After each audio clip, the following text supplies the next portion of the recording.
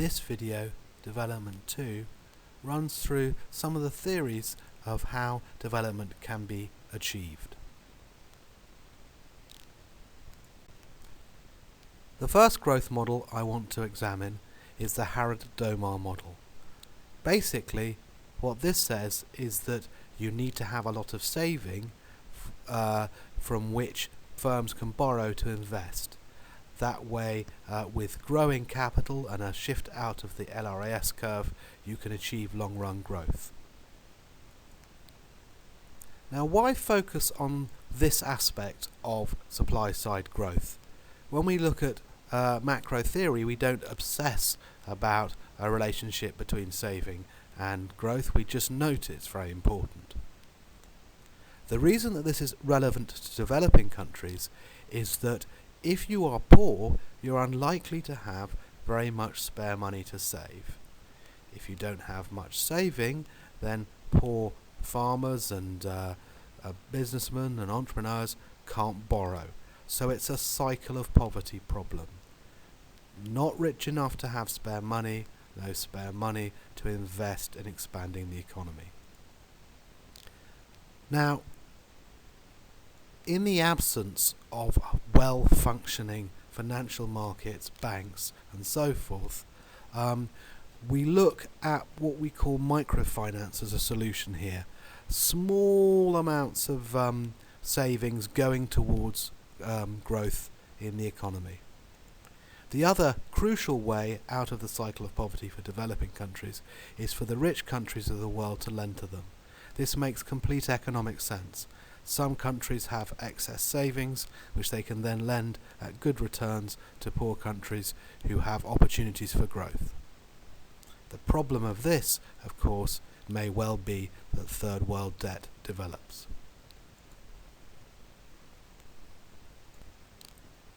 The next model I wish to examine is the Lewis dual sector model, which looks at the way that you can grow very, very fast as you industrialize. This stage of development where you move from being an agrarian village society to a mass producer, a manufacturing and industrialized country. Technology allows countries to manufacture with very cheap labour when there are surpluses of unproductive labour in the countryside. So the technology that they can share in to manufacture can be married to the very cheap labour they have because they have surplus labour in the countryside as people move from country to city. There will, however, be increasing inequality at the first stage of development in the Lewis model. All the people from the countryside leave their very, very poor areas, joining big firms in the cities, getting richer, so that there becomes a divide between rich and poor in city and country. Eventually, a Lewis turning point should be reached. This key idea is that after a while, the amount of the lack of labour in the countryside, once all the surplus is used up, means that wages begin to rise for people. That this demand for all this surplus labour uses it all up and wages begin to rise. This agrees with the Kuznets curve idea that as a country develops and industrializes, at first some people become very rich and growth is very fast, but with rising inequality. But eventually, once all the surplus of cheap labour is used up and the demand for labour starts to pull wages up, incomes begin to equalise. Another important aspect of growth that we discussed before in macroeconomics is the role of technology. Solow focused on what he called his residual, the amount of growth that is caused by extra technology. Now, because this technology is information that is very freely easy to move around the globe, this predicts that there should be convergence. Any new inventions should be able to be shared by developing countries if they can harness them and start operating the best ideas and the best machines straight away. Because they have cheap labour and plenty of spare capacity in their factors of production, they should grow very, very fast using the best technology. This theory therefore predicts convergence. Post-neoclassical endogenous growth theory, on the other hand, suggests that a lot of the technologies that we need for a modern economy is embodied in human and physical capital. And a lot of the ideas are developed from entrepreneurship within a modern and growing economy. Complicated idea, but basically what we say is the more modern and the more high-tech our economy, the more ideas are developed, but they are often stuck in the capital or the people that have those ideas or have those innovations.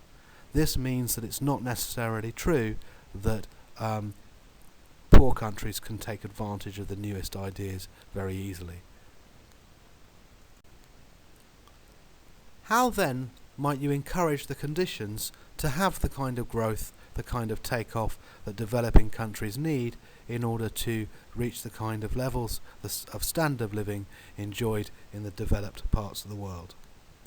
Well, really, much of the discussion and the debate comes down to whether you are market-oriented or interventionist in your approach to development. Do you think that for developing countries what they need is more free markets, more free trade, and more of the conditions of classical economics to obtain? Or do you need to intervene in the markets that exist in poor countries in order to promote government plans and infrastructure? The truth of the matter is that there are market failures and government failures, so it's a difficult conclusion to reach. The older view, and that pursued to a great extent by communist countries and countries influenced by communism in the 60s and 70s, was that exposure to the world's free markets meant that poor countries could never develop any manufacturing or modern industry. They were destined only to produce primary products that they had a comparative advantage in, and that according to the previous-Singer hypothesis, because the terms of trade on primary goods tends to diminish, eventually they will just get worse and worse and poorer if they're stuck producing primaries. The way to encourage growth, therefore, was to substitute imports of manufactured goods for your own domestic ones. You would use tariffs and subsidies and so forth in order to protect yourself, look inward, intervene to promote your own industries rather than involve yourself in global trade. To the extent that you wanted to be involved in global trade, it was to buy those products, resources, and particularly fancy bits of capital that you couldn't yet produce yourself.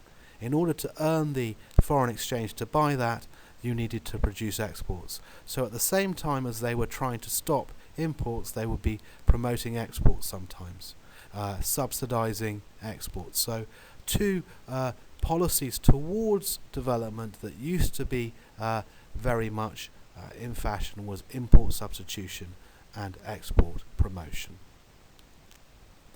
However, by the 1980s, the major bodies of international economics, such as the IMF and World Bank, both based in Washington, hence the term Washington Consensus, tried to prove that what developing countries needed was not to look inward to intervene and protect themselves from trade, but to open themselves up to the forces of free trade and to open themselves up to the forces of free markets, thereby taking advantage of their low-cost production and growing very fast. This is known as the Washington Consensus, and it largely follows the experience of countries like Japan, Hong Kong and Singapore, who have opened up to world trade since the Second World War and become very successful.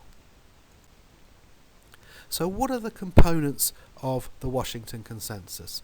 There's no hard and fast rules, of course, but one of the things they promoted was a sound fiscal policy and tight monetary policy. In other words, they wished to stop governments from being very interventionist, spending a lot of money, but instead make sure that you have low taxes and stable government.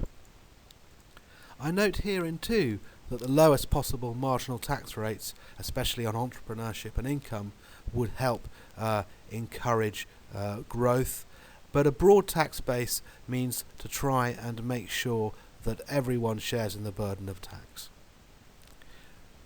These Washington consensus ideas include very much a belief in free markets and in privatization, no exchange controls to prevent people spending money abroad or spending money on goods in your country. In the import substitution inward-looking view, you would have exchange controls to prevent people from spending their money abroad. You would have a lot of free trade and encourage only a very little bit of infant industry and infrastructure. You would attract foreign direct investment, encourage the entry of transnational corporations. Instead, again, of inward-looking and trying to promote your own industries, embrace the global capitalism that can bring ideas, technology, and so forth.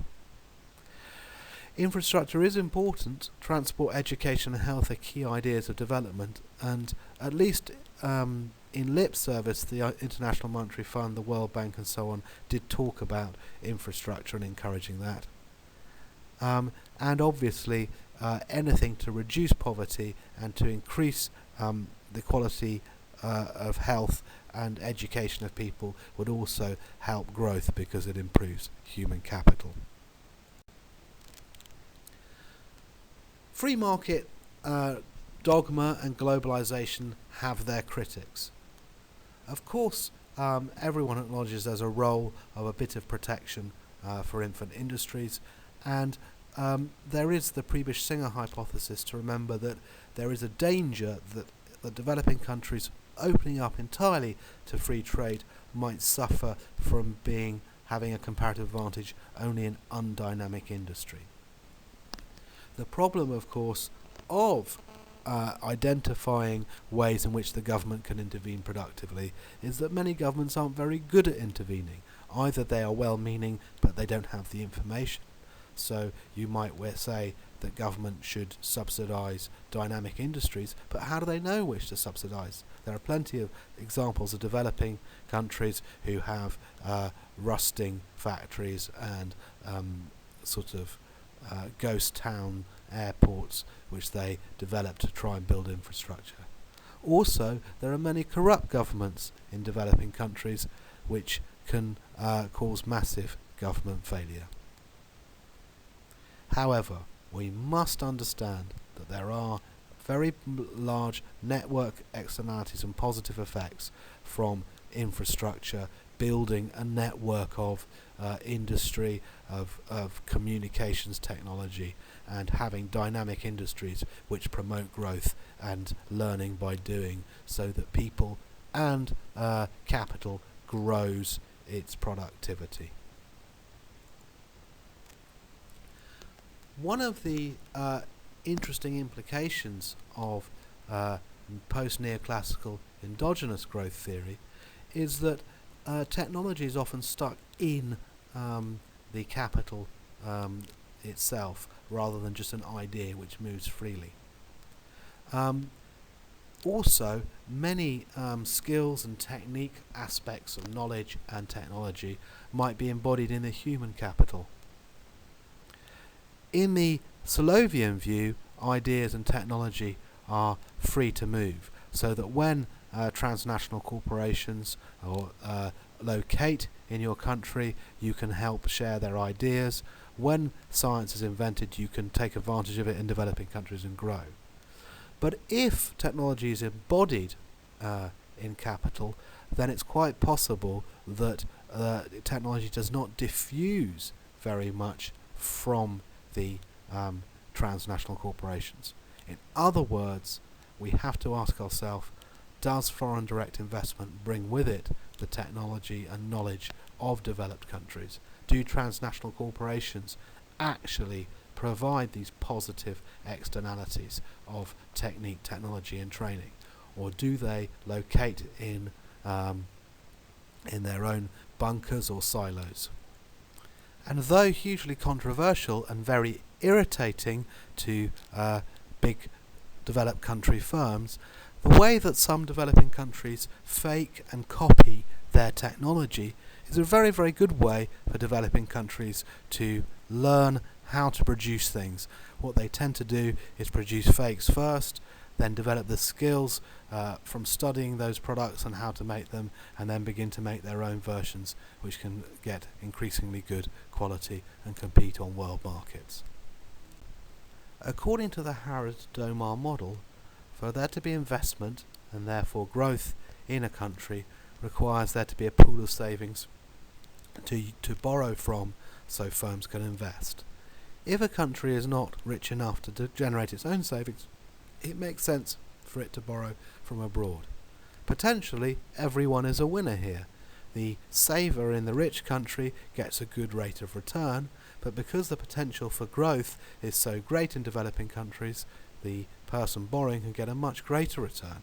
So the little firm in a developing country, for example, makes a 50% return on investment and can give the person in the developed country 20% interest, and everyone wins. The problem, of course, is a lot of this investment fund doesn't work, either because someone has appropriated it through corruption, or because of problems of weather or famine or bad luck, or some other market failure causing the investment not to work.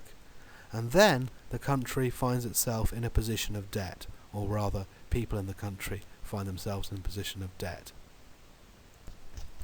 At this point, rather than having any spare money to save, poor countries are using money which they can ill afford to pay interest to people in rich countries. This has very severe moral problems. The difficulty for cancelling or forgiving developing country debt, however, is that it will discourage future loans.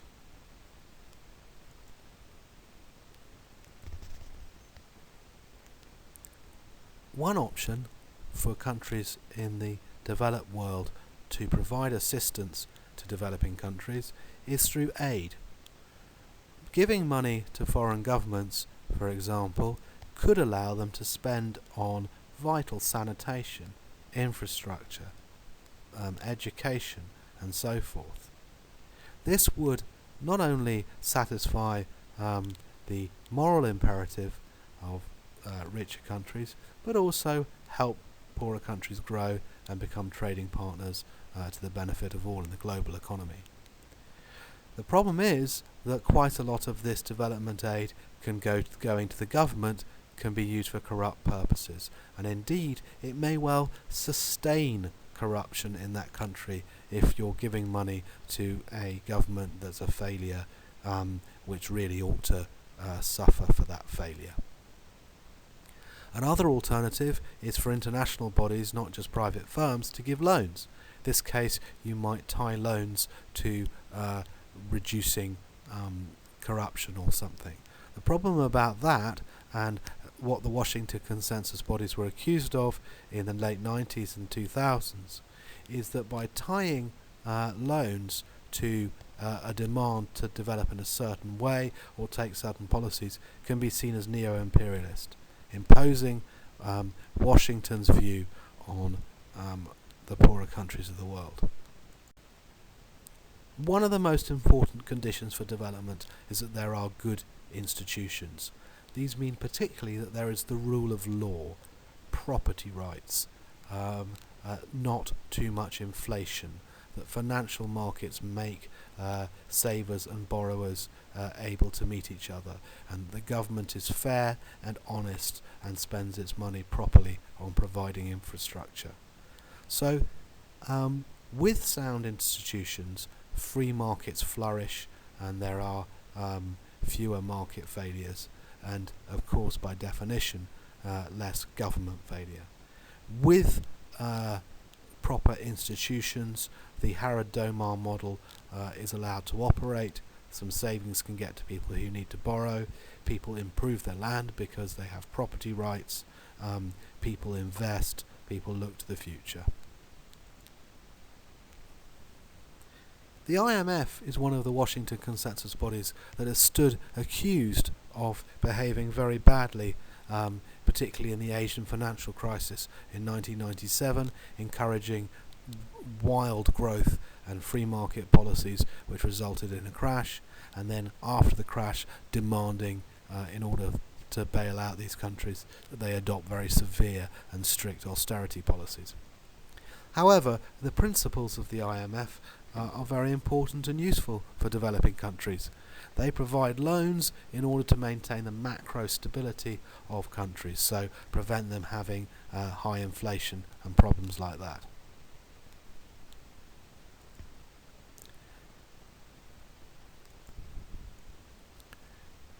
The World Bank is a development institution made up of the International Bank for Reconstruction and Development and the International Development Association. These institutions try to find loans and projects to help development across the world. High growth in developing countries may threaten sustainability, both in the sense of there being externalities like pollution and overcrowding, but also in the sense that if developing countries do grow very fast, they begin to join the ranks of us developed countries that produce a lot of CO2. So we do have issues with developing countries growing very fast and sustainability, both for them now and for the whole world in the future. Having said that, developing countries may legitimately argue that they put first the reduction of poverty for their people and second the green agenda. So plenty to think about in this rich, complex and very controversial topic. What you have to try to do with all this information is bring it together and realise that what we're really talking about when we talk about development theory is how do poor countries grow into rich countries? How do they develop?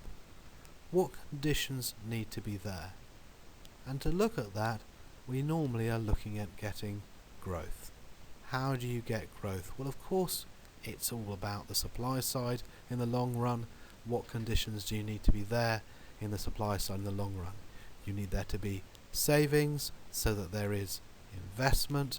You need the savings to get to investment, so you need good institutions. You need there to be technology to go with that investment so that you get the best kind of industry going and therefore high growth. And you need to be able to sell your products on world markets. So in one way or another, although it's there are controversies about how free market you want to go, you need to be involved in world trade.